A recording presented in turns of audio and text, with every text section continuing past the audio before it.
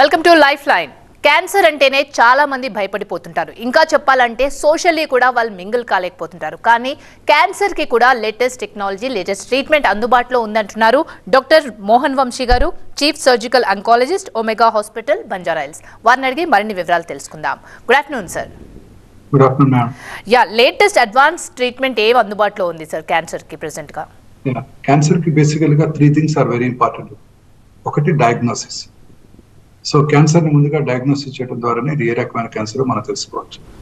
రెండొకటి staging, అంటే ఏ stage లో ఉన్నది అన్న దాని మీదే మొత్తం ట్రీట్మెంట్ ఆధారపడి. మూడోది ట్రీట్మెంట్. ఈ మూడిట్లో కూడా అనేక రీసెంట్ అడ్వాన్సెస్ ఈ మధ్య కాలంలో మనం చూస్తున్నాం. ఫస్ట్ మనం డయాగ్నోసిస్ కనుక తీసుకున్నట్టయితే ఈ డయాగ్నోసిస్ నిర్ధారణలో అనేక రకాలైన నూతన మన డయాగ్నోస్టిక్ పద్ధతులు అందుబాటులోకి వచ్చాయి. అందులో ముఖ్యమైనది కాంప్రహెన్సివ్ జీనోమిక్ ప్రొఫైలింగ్. మన హ్యూమన్ జీనోమిక్ మ్యాపింగ్ జరిగిపోయింది. మన బాడీలో about 22,000 ప్రోటాన్ కోడింగ్ జీన్స్ ఉంటాయి. Equally good number of non proton coding jeans కూడా ఉంటాయి.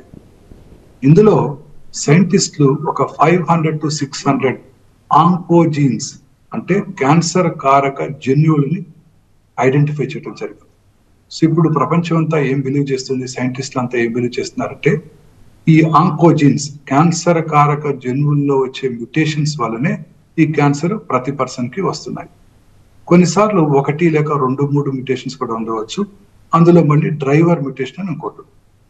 సో ఈ క్యాన్సర్ కారక జన్యు యొక్క మ్యూటేషన్ కనుక మనం ఐడెంటిఫై చేసినట్టయితే దాన్ని టార్గెట్ చేయడం ద్వారా క్యాన్సర్ ని మనం ఈజీగా కంట్రోల్ చేయడానికి అవకాశం ఉంటుంది. So this is the future of oncology. దీన్నే ఫౌండేషన్ 1 మెడిసిన్ అంటారు. ఇప్పుడు అన్ని క్యాన్సర్స్ కి కూడా ఏ రకమైన మ్యూటేషన్ వల్ల ఈ క్యాన్సర్ వస్తుందో సైంటిస్టులు ఐడెంటిఫై చేయడం జరిగింది.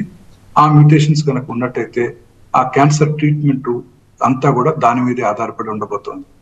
ఇప్పుడు ఉదాహరణకి ప్రతి క్యాన్సర్ కూడా ఇలా ఐడెంటిఫై చేస్తున్నాం. ఉదాహరణకి గర్భసంచి బాడీ క్యాన్సర్ తీసుకున్నాం అనుకోండి, ఎండోమెట్రియల్ క్యాన్సర్. చాలా సార్లు మనం చూస్తుంటాం ఎండోమెట్రియల్ క్యాన్సర్ సర్జరీ అయిపోతుంది, ఎర్లీ స్టేజ్ అనుకుంటాం, వితిన్ ఫ్యూ మంత్స్ లో క్యాన్సర్ తిరిగి వస్తుంది. దీనికి వాళ్ళు ఒక జెనెటిక్ మ్యూటేషన్ ఐడెంటిఫై చేశారు. ఈ జెనెటిక్ మ్యూటేషన్ కనుక ఇంటాక్ట్ కనుక ఉన్నట్టయితే వాళ్ళకి క్యాన్సర్ తిరిగి వచ్చే అవకాశాలు తక్కువ. అది కనుక మ్యూటేటెడ్ గా ఉన్నట్టయితే తిరిగి వచ్చే అవకాశాలు ఎక్కువ. వాళ్ళకి అగ్రెసివ్ గా ట్రీట్మెంట్ ఇవ్వాల్సి ఉంటుంది. అలాగే ఓవేరియన్ క్యాన్సర్ కి hereditary breast ovarian cancer syndrome identify చేయడం జరిగింది. BRCA1, BRCA2 అంటారు. అలాగే సొమాటిక్ జెనోమిక్ ప్రొఫైలింగ్ కూడా చేయడం జరిగింది. సో తద్వారా కొన్ని రకాల టాబ్లెట్స్ ఇవ్వడం ద్వారా ఈ ఓవేరియన్ క్యాన్సర్ పేషెంట్స్ కి తిరిగి రాకుండా చేయవచ్చు. So this is the future of oncology and present status of oncology.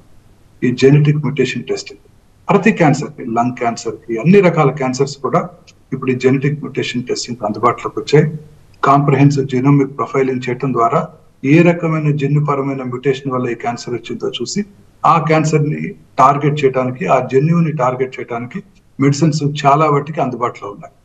Not that అన్ని మ్యూటేషన్స్ కి మెడిసిన్స్ ఇంకా అందుబాటులో లేవు, క్లినికల్ ట్రయల్స్ లో ఉన్నాయి. But future is this. జన్యుపరమైన మ్యూటేషన్ ఐడెంటిఫై చేయటం, దాన్ని టార్గెట్ చేయటం, తద్వారా క్యాన్సర్ ని ఈజీగా ట్రీట్ చేయడానికి అవకాశం ఉంటుంది. వెల్, అంటే prevention is better than cure అంటారు కదా సార్. హెరిడిటరీగా ఉన్న వాళ్ళు ముందే వచ్చి అలా చూడడం వల్ల కాంప్లికేషన్ నుంచి కొంచెం విముక్తి కలిగినట్టు అవుతుంది కదా? Very correct. ఆంజెలినా జోలీ 2011లోనే వారి తల్లి గారికి బ్రెస్ట్ క్యాన్సర్ ఉన్నది అని తెలుసుకొని, అది కూడా ట్రిపుల్-నెగటివ్ బ్రెస్ట్ క్యాన్సర్ ఉందని తెలుసుకొని వారు ఆ BRCA1, BRCA2 మ్యూటేషన్ టెస్టింగ్ చేయించుకొని అది పాజిటివ్ గా ఉండటంతో 2011లోనే క్యాన్సర్ రాకముందే వారి 2 బ్రెస్ట్లు తీయించేసుకున్నారు, 2 ఓవరీలు కూడా తీయించేసుకున్నారు. The famous Hollywood movie heroine. మొన్న మధ్య ఆ తెలుగు మూవీ హీరోయిన్ హంసానందిని గారు, అంటే she is got breast cancer at a very young age. వారు కూడా వారికి జన్యుపరమైన టెస్టింగ్ చేయించుకున్నప్పుడు BRCA1 పాజిటివ్ వచ్చింది. BRCA1 కనుక పాజిటివ్ వచ్చినట్టయితే 60 to 80% chance of developing breast cancer on the opposite side, and about 40 to 70% chance of developing ovarian cancer for that women. So వారు కూడా risk reduction surgeries అంటారు. ఆ 2 బ్రెస్ట్లు తీయించేసుకోవడం ద్వారా, 2 ఓవరీస్ తీయించేసుకోవడం ద్వారా cancer రాకుండా చేసుకోవడానికి అవకాశం ఉంది. అలాగే ఇది ఒకటే కాకుండా ఇంకా రకరకాల అడ్వాన్సెస్ వచ్చాయి మన డయాగ్నోస్టిక్స్ లో. ఇంతకు ముందు క్యాన్సర్ వస్తే దాన్ని బయాప్సీ చేయడం ద్వారా, నీడిల్ బయాప్సీ చేయడం ద్వారా చాలా మంది అపోహలు ఉన్నాయి. అదేం డాక్టర్ గారు నీడిల్ బయాప్సీ చేస్తారు, నీడిల్ పెట్టి గుచ్చుతారా, గుచ్చితే క్యాన్సర్ పాకిపోతుందంట కదా అని కూడా చాలా మంది అడుగుతుంటారు. ఇది చాలా సార్లు నేను అనేక టీవీ ప్రోగ్రామ్స్ లోను, అనేక మీడియా దీని ద్వారా చాలా సార్లు గత 20 ఏళ్ళుగా నేను దీని మీద ఇంపార్టెన్స్ ఇస్తూ దీన్ని ఎక్స్ప్లెయిన్ చేస్తున్నప్పటికీ ఇప్పటికీ కూడా ఈ రోజు కూడా పేషెంట్ నన్ను అడిగారు, అదేం డాక్టర్ గారు మీరు బయాప్సీ చేస్తారు, బ్రెస్ట్ లో ఉన్న నీటిని గుచ్చి తీస్తారంట, అలా తీయటం వల్ల క్యాన్సర్ పాకిపోతుందంట కదా అని అడుగుతుంటారు. ఇది పూర్తిగా అపోహ మాత్రం. నిజం ఏంటంటే క్యాన్సర్ ని బయాప్సీ చేయడం ద్వారానే మనం డయాగ్నోస్ చేయవచ్చు. బయాప్సీ చేయటం వల్ల క్యాన్సర్ ని అప్స్టేజ్ చేయడం అనేది జరగదు. Biopsy is very important. ఎందుకంటే ఇప్పుడే మనం డిస్కస్ చేసాము, ఆ బయాప్సీ స్పెసిమెన్ మీదనే మనం అనేక రకాలైన టెస్టులు చేయడం జరుగుతుంటుంది, క్యాన్సర్ యొక్క బిహేవియర్ తెలుసుకోవడం జరుగుతుంది. క్యాన్సర్ లో 2 ఇంపార్టెంట్, ఒకటి స్టేజింగ్, రెండోది దాని యొక్క క్యారెక్టర్, దాని బిహేవియర్ చాలా ఇంపార్టెంట్. 2 కూడా ఇంపార్టెంట్. పేషెంట్స్ రోజు చెప్తారు, స్టేజ్ ఎంత ఇంపార్టెంటో దాని బిహేవియర్, దాని డిఫరెన్సియేషన్ కూడా అంతే ఇంపార్టెంట్. ఉదాహరణకి ఆ బ్రెస్ట్ క్యాన్సర్ పేషెంట్ వాళ్ళ morning patient, she was a young lady, she was just 39 years. So వారికి బయాప్సీ చేయడం ద్వారా ఆ ట్యూమర్ ని మనం స్పెషలైజ్డ్ టెస్ట్ చేయించుకొని వాటిని estrogen receptor, progesterone receptor, HER2 receptor, proliferative index చేసుకొని అది ఏ రకమైన క్యాన్సర్ తెలుసుకోవచ్చు. Estrogen receptor, progesterone receptor positive గా ఉండి HER2 నెగిటివ్ రిసెప్టార్ నెగిటివ్ గా ఉన్నట్టయితే వారికి సర్జరీ చేయడం జరుగుతుంది. అదే ట్రిపుల్ నెగిటివ్ ఉందనుకోండి, వాళ్ళకి సర్జరీ చేయకుండా ముందుగా కీమోథెరపీ ఇవ్వడం జరుగుతుంది. అదే HER2 పాజిటివ్ ఉందనుకోండి, కీమోథెరపీతో పాటు టార్గెటెడ్ థెరపీ కూడా ఇవ్వడం జరుగుతుంది. ట్రిపుల్ నెగిటివ్ క్యాన్సర్ ఉందనుకోండి, ముందుగా నేను సర్జరీ చేశాను అనుకోండి, వారు కనుక BRCA1, BRCA2 పాజిటివ్ ఉన్నట్టయితే టోటల్ మాస్టెక్టమీ చేయవలసి ఉంటుంది, ఆపోజిట్ సైడ్ మాస్టెక్టమీ కూడా చేయవలసి ఉంటుంది. సో అందువలన బయాప్సీ చేయడం ద్వారానే మనం ఇన్ఫర్మేషన్ అంతా సేకరించగలం. సో బయాప్సీ చేసి అందులో దాన్ని ఫర్దర్ అనాలిసిస్ చేసి ఈస్ట్రోజన్, ప్రొజెస్ట్రాన్, HER2 రిసెప్టార్ అవన్నీ కూడా చూసుకొని దాన్ని బట్టి ట్రీట్మెంట్ డిజైన్ చేయడం జరుగుతుంది. సో బయాప్సీ ద్వారా ఎటువంటి హాని లేదు. బయాప్సీ చేయడం ద్వారా ట్యూమర్ ని అప్స్టేజ్ చేయడం అనేది జరగదు. కానీ కొన్ని క్రిటికల్ లొకేషన్స్ లో బయాప్సీ చేయలేని పరిస్థితులు ఉంటాయి. అంటే రెండు ఊపిరితిత్తుల మధ్యలో ఒక చిన్న ట్యూమర్ ఉంది, అది మనం నీడిల్ ద్వారా దాన్ని మనం యాక్సెస్ చేయలేకపోతున్నాము. అలాంటి పరిస్థితుల్లో లిక్విడ్ బయాప్సీ అందుబాటులో ఉంది. లిక్విడ్ బయాప్సీ అంటే మన శరీరంలో మనందరికీ తెలుసు, బ్లడ్ లో RBC, WBC అలాగే ప్లేట్లెట్స్ ఉంటాయి. ఇవి కాక సర్క్యులేటింగ్ ట్యూమర్ సెల్స్ కూడా ఉంటాయి. ఈ సర్క్యులేటింగ్ ట్యూమర్ సెల్స్ 5 నుంచి 10 ట్యూమర్ సెల్స్ ఉంటాయి. అంటే 1 million WBC, billions of RBC, billions of platelets ఉంటాయి. 5 నుంచి 10 ట్యూమర్ సెల్స్ కూడా ఉంటాయి, సర్క్యులేటింగ్ ట్యూమర్ సెల్స్ అంటారు. ఆ సర్క్యులేటింగ్ ట్యూమర్ సెల్స్ ని ఐడెంటిఫై చేసే టెక్నాలజీ ఇప్పుడు మనకు అందుబాటులోకి వచ్చింది. జస్ట్ 10 ml బ్లడ్ తీసుకోవడం ద్వారా ఆ బ్లడ్ ని సర్క్యులేటింగ్ ట్యూమర్ సెల్స్ ని ఐడెంటిఫై చేసి అందులో క్యాన్సర్ ఉన్నది లేని చెప్పగలుగుతుంది. ఆ సర్క్యులేటింగ్ ట్యూమర్ సెల్స్ ని ల్యాబ్ లో గ్రో చేసి ఇన్విట్రో అంటే ల్యాబ్ లో వాటిని పెంచి అది ఏ రకమైన యాంటీ క్యాన్సర్ డ్రగ్ కి లొంగుతుందో తెలుసుకునే ఫెసిలిటీస్ కూడా ఇప్పుడు మనకు అందుబాటులో వచ్చాయి. చాలా సార్లు స్త్రీలలో యూరినరీ ఇన్ఫెక్షన్ వస్తుంది. ఏం చేస్తారు స్త్రీలు? ఆ యూరిన్ టెస్ట్ పంపిస్తారు, ఏ ఆర్గానిజం గ్రో అవుతుందో చూసుకుంటారు, దానికి ఏ రకమైన యాంటీబయాటిక్ లొంగుతుందో చూసుకుని ఆ యాంటీబయాటిక్స్ వాళ్ళు తీసేసుకుంటుంటారు. అలాగా క్యాన్సర్ కణాలని బ్లడ్ లో ఐడెంటిఫై చేసి వాటిని ల్యాబ్ లో గ్రో చేసి దేనికి లొంగుతుందో తెలుసుకునే ఫెసిలిటీస్ కూడా ఇప్పుడు అందుబాటులోకి వచ్చాయి. అలాగే ఇందాకే మనం అనుకున్నాం జెనోమిక్ ప్రొఫైలింగ్ అని. ఇదే బ్లడ్ లో సర్క్యులేటింగ్ ట్యూమర్ ఫ్రీ DNA కూడా ఉంటుంది. ట్యూమర్ సెల్సే కాదు, ట్యూమర్ ఫ్రీ DNA కూడా ఉంటుంది. ఆ ట్యూమర్ ఫ్రీ DNAని తీసుకొని జెనోమిక్ ప్రొఫైలింగ్ చేసి ఏ రకమైన జన్యుపరమైన మ్యూటేషన్ వల్ల ఈ క్యాన్సర్ వచ్చిందో తెలుసుకునే ఫెసిలిటీ కూడా అందుబాటులోకి వస్తుంది. అంటే ఇప్పుడు ఆంకాలజిస్ట్ ఆఫీస్ లో కూర్చొని వారి యొక్క attending nurse 10 ml blood draw చేసి సర్క్యులేటింగ్ ట్యూమర్ సెల్స్ ఐడెంటిఫై చేసి ఏ రకమైన క్యాన్సర్ దేనికి లొంగుతుంది అని కూడా తెలుసుకోవచ్చు. అలాగే అదే బ్లడ్ లో ఉన్న ట్యూమర్ ఫ్రీ DNA తీసుకుని ఏ రకమైన జన్యుపరమైన మ్యూటేషన్ వల్ల ఈ క్యాన్సర్ వచ్చిందో తెలుసుకునే ఫెసిలిటీస్ కూడా ఇప్పుడు మనకు అందుబాటులోకి వచ్చాయి. తద్వారా క్యాన్సర్ కి మనం పర్సనలైజ్డ్ ట్రీట్మెంట్ ఇవ్వగలుగుతున్నాం. సో డయాగ్నోస్టిక్స్, క్యాన్సర్ డయాగ్నోసిస్ లో ఇలా అనేక రకాలైన మార్పులు వచ్చాయి. ఈ మార్పులన్నీ కూడా ఏ రకమైన ట్రీట్మెంట్ ఇవ్వాలి, ఈ పర్టికులర్ ఇండివిజువల్ లో ఈ పర్టికులర్ క్యాన్సర్ దేనికి లొంగుతుంది, ఇదంతా కూడా పర్సనలైజ్డ్ క్యాన్సర్ ట్రీట్మెంట్. అంటే ఇంతకు ముందు కాలంలో మనం ఆ క్యాన్సర్ కి ఏదో సర్జరీ, రేడియోథెరపీ, కీమోథెరపీ ఇచ్చేవాళ్ళం, తిరిగి వస్తే అయ్యో తిరిగి వచ్చింది అనుకునేవాళ్ళు. ఇప్పుడు ఎవరికి తిరిగి వస్తుంది, తిరిగి రాకుండా చేయడానికి ఇంకేమైనా పరిష్కార మార్గాలు ఉన్నాయా లేవో కూడా తెలుసుకునే ఫెసిలిటీస్ ఇప్పుడు మనకు అందుబాటులోకి వచ్చేసాయి. కాకపోతే ఇవన్నీ ప్రొహిబిటివ్లీ ఎక్స్పెన్సివ్, సామాన్య మానవుడికి అందుబాటులో లేవు. ఒకవేళ చేయించుకున్న కొన్ని రకాల మెడిసిన్స్, ఇమ్యూనోథెరపీ మాలిక్యూల్స్ ఇవన్నీ కూడా ఇంపోర్టెడ్ మాలిక్యూల్స్. మనకి మీ అందరికీ తెలుసు, మనం India is a signatory to the GATT treaty. మనం ఇంటెలెక్చువల్ ప్రాపర్టీ రైట్స్ ని రెస్పెక్ట్ చేయాలి. సో ఆ మెడిసిన్స్ ఏమి ఇండియాలో తయారవ్వవు, వాళ్ళకి పేటెంటెడ్ హక్కు ఉంటుంది. అందువలన వాళ్ళే ఈ మెడిసిన్ ని వారి యొక్క అనుకున్న ప్రైస్ కి సేల్ చేస్తుంటారు. బట్టి ఆ మెడిసిన్స్ కూడా సామాన్య మానవుడికి అందుబాటులో లేవు. ప్రాబబ్లీ ఇంకో 5 to 7 years ఇవన్నీ కూడా ఆఫ్ పేటెంట్ అయినాక మన Hyderabad, we are the leaders in pharmaceutical industry. Hyderabad లోని ఈ మాలిక్యూల్స్ అన్ని తయారు చేసేస్తారు, అతి తక్కువ ప్రైస్ కి మన సామాన్య మానవుడికి అందుబాటులోకి వచ్చేస్తారు. Welcome back to life line. Cancer కి అడ్వాన్స్ డయాగ్నోసిస్ గురించి చెప్పారు సార్ మీరు ఇందాక. మరి దీనికి స్టేజింగ్ అనేది ఎలా నిర్ధారిస్తారు? క్యాన్సర్ డయాగ్నోసిస్ తర్వాత cancer staging is very important. Cancer staging ద్వారానే మన ట్రీట్మెంట్ అంతా డిజైన్ చేయబడుతుంది. మన complete journey of beating the cancer లో staging is the most important thing. మనం ఎక్కడున్నామో తెలుసుకోవాలి. తెలుసుకుంటే మనం తర్వాత ఫర్దర్ గా దీన్ని ఎట్లా ఈ క్యాన్సర్ ని బీట్ చేయడానికి మనం ఏ రూట్ తీసుకోవాలో తెలుస్తుంది అనమాట. క్యాన్సర్ స్టేజింగ్ కి ఇంతకు ముందు మనందరం కూడా రెగ్యులర్ గా పెట్ సిటీ స్కాన్ చేస్తుండేవాళ్ళం. భారతదేశంలో ఇప్పుడు మనకి హైదరాబాద్ లో కూడా more than 10 PET CT scans అందుబాటులో ఉన్నాయి. ఈ పెట్ సిటీ స్కాన్ ద్వారా మనం దీన్ని కన్వెన్షనల్ పెట్ సిటీ స్కాన్ లేదా ఎనలాగ్ పెట్ సిటీ స్కాన్ అంటారు. సిటీ స్కాన్ లో గడ్డ ఉంది లేదో తెలుస్తుంది. పెట్ స్కాన్ లో ఆ గడ్డలో మెటబాలిక్ యాక్టివిటీ ఉందో లేదో తెలుస్తుంది. మెటబాలిక్ యాక్టివిటీ ఉన్నట్టయితే ఆబ్వియస్ గా అది క్యాన్సర్ అయ్యే అవకాశాలు ఎక్కువగా ఉంటాయి.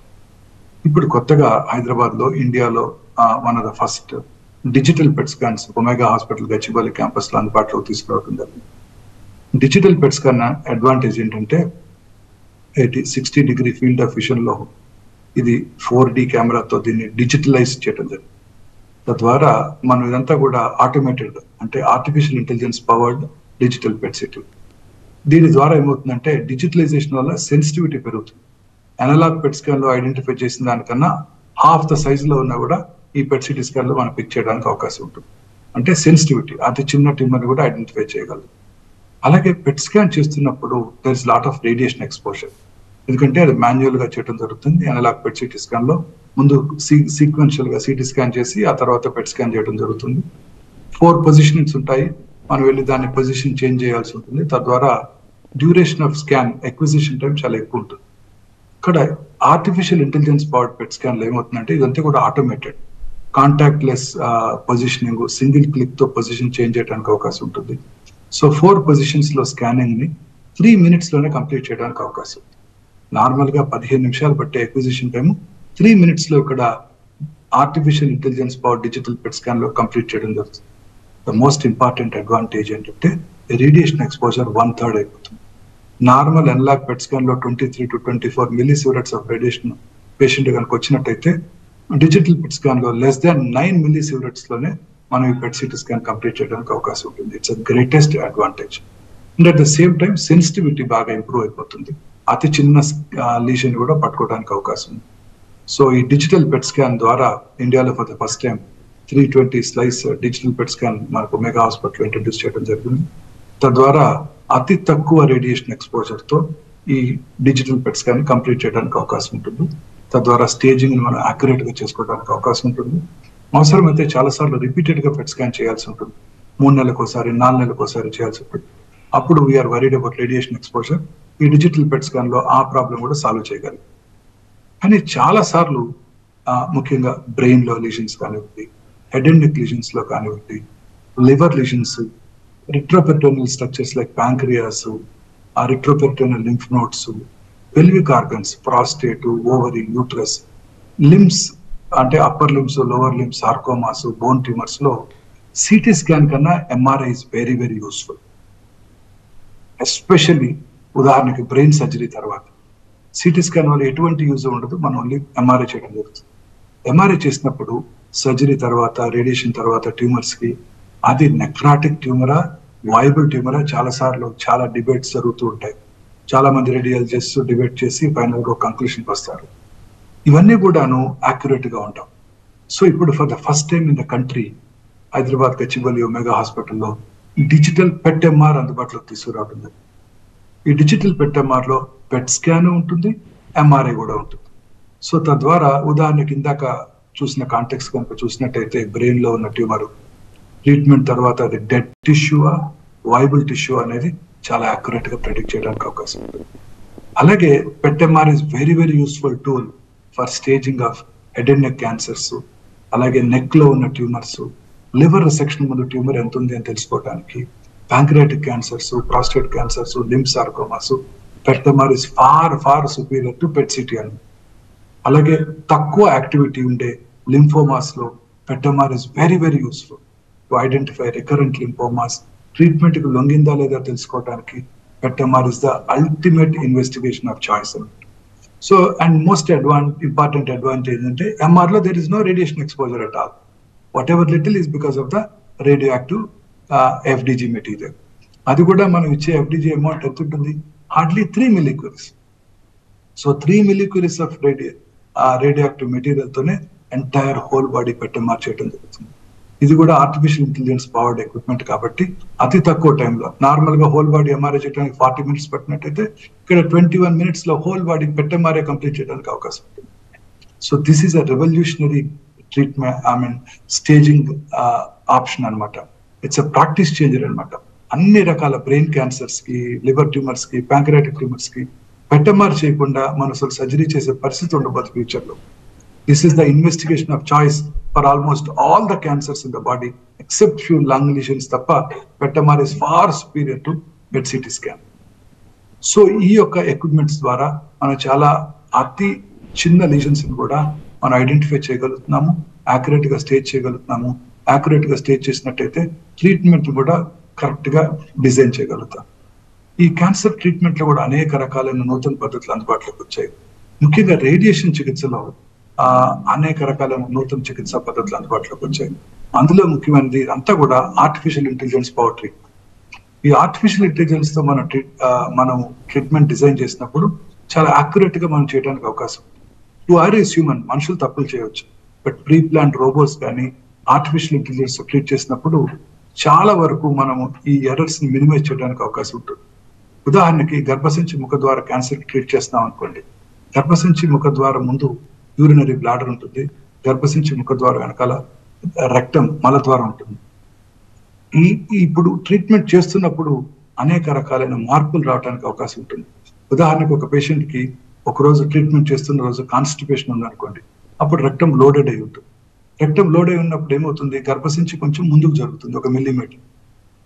మన రేడియేషన్ ఏమో పాత రేడియేషన్ ఫీల్డ్ లోనే ఇవ్వడం జరుగుతుంది. ఇక్కడ artificial intelligence powered linear accelerator లో it has its own CT scan. దాన్ని ఇప్పుడు కొత్తగా హైపర్ సైట్ అంటున్నాం. అంటే డయాగ్నోస్టిక్ సిటీ స్కాన్ లో ఉండే సిటీ స్కాన్ ఈ రేడియేషన్ డెలివర్ చేసే మెషిన్ లో ఉంటుంది. సో అది ఇట్ సీస్ ద చేంజెస్. ఇప్పుడు చేంజ్ జరిగింది, ఇక్కడ రక్తం యొక్క సైజు ఇంక్రీజ్ అయింది, గర్భసంచి మనం ఎక్కడైతే ట్రీట్మెంట్ ఇవ్వాలనుకుంటున్నామో అది కొంచెం ముందుకు జరిగింది, దాన్ని అది చూస్తుంది. And it thinks, it has artificial intelligence. Human brain కన్నా 20,000 times పవర్ఫుల్ ఇంటెలిజెన్స్ ఉంది దానికి. అది చూస్తుంది, ఆలోచిస్తుంది. ఏంటి మనం ట్రీట్మెంట్ ప్లాన్ చేసిన రోజు ఇలా లేదు, ఇప్పుడు కొంచెం ముందు జరిగింది. దెన్ ఈ కొత్త పొజిషన్ కి అడాప్ట్ చేసుకుంటుంది. అడాప్ట్ చేసుకుని దానికి ట్రీట్మెంట్ ప్లానింగ్ చేస్తుంది అండ్ ట్రీట్మెంట్ డెలివర్ చేస్తుంది 3 నిమిషాల టైంలో. అదే మన రేడియేషన్ ఆంకాలజిస్ట్ దాన్ని గ్రహించి అది చేయాలంటే 3 రోజులు పడుతుంది. సో మనకు 3 రోజులు పట్టే ఈ ప్లానింగ్ 3 నిమిషాల్లో అది కంప్లీట్ చేస్తుంది. సో డైలీ ఇట్ సీస్, చూస్తుంది, ఇట్ థింక్స్, ఆలోచిస్తుంది, దెన్ అడాప్ట్ చేసుకుంటుంది, then plans radiation and delivers radiation at the same time. Yeah sir, మీరు ఇప్పటి వరకు మీరు చెప్తున్న దాని ప్రకారం అన్నీ కూడా అడ్వాన్స్ డయాగ్నోస్ దగ్గర నుంచి స్టేజింగ్ దగ్గర నుంచి ట్రీట్మెంట్లో కూడా మీ దగ్గరికి మ్యాక్సిమం మీరు చాలాసార్లు చెప్పిన విషయం ఏంటంటే లాస్ట్ స్టేజ్లో వస్తారని. అలా లాస్ట్ స్టేజ్లో వచ్చిన వాళ్ళు కానీ బిగినింగ్ స్టేజ్లో వచ్చిన వాళ్ళకి లేటెస్ట్ ట్రీట్మెంట్ ఏ విధంగా హెల్ప్ఫుల్గా ఉంటుందంటారు? సో అన్ని రకాల స్టేజెస్ లో కూడాను మనకి అనేక రకాలైన చికిత్సా పద్ధతులు ఇప్పుడు మనకు అందుబాటులోకి వచ్చాయి. అర్లీ స్టేజ్ లో వచ్చినప్పుడు ట్రీట్మెంట్ ప్లానింగ్ యాక్యురేట్ గా ఉంటుంది. చాలా మంది పేషెంట్స్ లేట్ స్టేజెస్ లో వస్తుంటారు, వాళ్ళకు కూడా అనేక రకాలైన నూతన చికిత్సా పద్ధతులు అందుబాటులోకి వచ్చాయి. ఇందాక మనం డిస్కస్ చేసాము, Foundation 1 medicine, molecular genomic profiling తద్వారా ఐడెంటిఫై చేసి ఏ రకమైన జన్యుపరమైన మ్యూటేషన్ వల్ల వస్తుందో చూసుకొని దాన్ని బట్టి ట్రీట్ చేయవచ్చు. ఇందాక మనం డిస్కస్ చేస్తున్నాము ఈ Ethos artificial intelligence powered linear accelerator. ఈ artificial intelligence powered linear accelerator మనం ఇమాజిన్ చేయండి, ఇంత పర్ఫెక్ట్ గా మనం ట్రీట్మెంట్ డెలివర్ చేస్తున్నాం, కరెక్ట్ గా ప్రిసైజ్ గా ట్రీట్మెంట్ డెలివర్ చేస్తున్నాం, కరెక్ట్ గా పొజిషన్ బట్టి డెలివర్ చేస్తున్నాం. ఇప్పుడు ఇంతకు ముందు నేను చెప్పాను పెట్ ఎంఆర్ ఉంటుందని. పెట్ ఎంఆర్ ద్వారా కరెక్ట్ గా చాలా అక్యురేట్ గా మనం ట్యూమర్ లొకేషన్ ట్యూమర్ స్టేజ్ ని ఐడెంటిఫై చేస్తాం.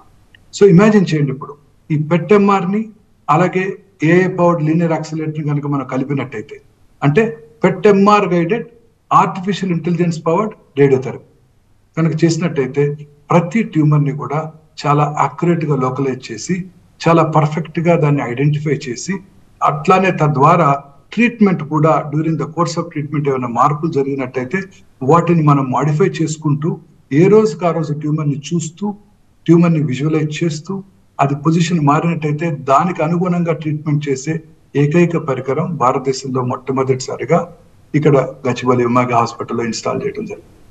సో ఈ PET MR guided radiotherapy, PET MR guided artificial intelligence powered radiotherapy, so ఎంతో ప్రిసైజ్ గా ట్రీట్మెంట్ ని డెలివర్ చేయగలుగుతుంది. అలాగే మన దగ్గర సైబర్ నైఫ్ కూడా అందుబాటులో ఉంది.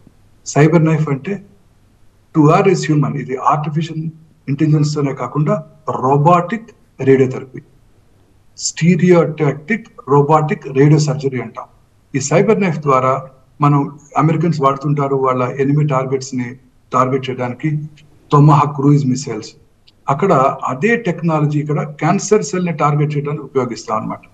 So stereotactic robotic radio surgery brain లో ఉన్న అతి చిన్న ఆర్టీరియోవెనస్ మాల్ఫర్మేషన్ కావచ్చు, పిట్యూటరీ ట్యూమర్ కావచ్చు, localised tumour in the brain కావచ్చు, పారాగాంగ్లియం అయిన నెక్ కావచ్చు, రిట్రోపెరిటోనియల్ లింఫ్ నోడ్ కావచ్చు, స్మాల్ ప్రాస్టేట్ ట్యూమర్ కావచ్చు, ప్యాంక్రియాటిక్ క్యాన్సర్ కావచ్చు. ఇంతకు ముందులాగా 20 నుంచి 30-35 రోజుల రేడియేషన్ కాకుండా 1 లేక 4 రోజుల్లోనే ఎంటైర్ రేడియేషన్ ట్రీట్మెంట్ చేసే ఏకైక radiation facility cyber knife. Cyber knife అంటే అది కత్తి కాదు, ఒక జర్నలిస్ట్ చక్కగా డిస్క్రైబ్ చేశాడు. కత్తి లాంటి కత్తి, బట్ కత్తి కాని కత్తి. ఇక్కడ ఈ రేడియేషన్ చికిత్స, ఈ గామా రేస్ ని చాలా ప్రిసైజ్ గా నైఫ్ లాగా అది వాడటాన్ని సైబర్ నైఫ్ అంటాం అనమాట. Right, thank you so much doctor గారు. క్యాన్సర్లో లేటెస్ట్ అడ్వాన్స్ ట్రీట్మెంట్ గురించి చాలా చక్కగా వివరించారు. Thank you so much. ఇది ఇవాళ లైఫ్ లైన్. చూస్తూనే ఉండండి TV9.